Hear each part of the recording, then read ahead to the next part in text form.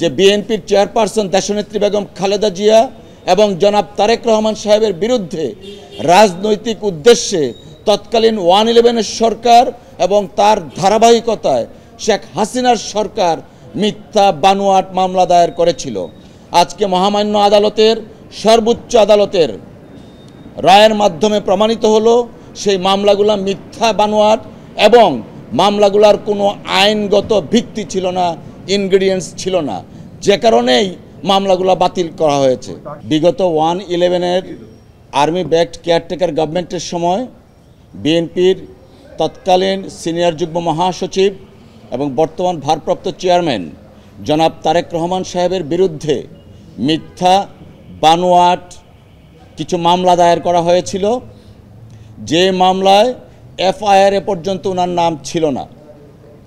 তারপরেও রাজনৈতিক উদ্দেশ্যে এবং জনাব তারেক রহমান সাহেবকে রাজনৈতিকভাবে হেয় প্রতিপন্ন করার জন্য এবং রাজনৈতিকভাবে বিএনপিকে বিতর্কিত করার জন্য প্রধান নেতাকে বিভিন্ন ধরনের মিথ্যা বানোয়াট মামলায় দায়ের করা হয়েছিল।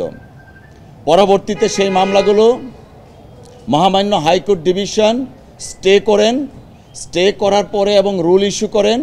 আমরা গত কয়েক মাস পূর্বে সেই রুলের শুনানি করি এবং মহামান্য সুপ্রিম কোর্টের হাইকোর্ট ডিভিশন মামলাগুলা বাতিল করে দেন।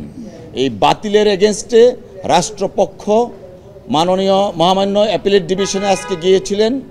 দুই পক্ষের পূর্ণাঙ্গ শুনানি হয়েছে এবং রাষ্ট্রপক্ষের যে আপিল সেই আপিলটা ডিসমিস করা হয়েছে।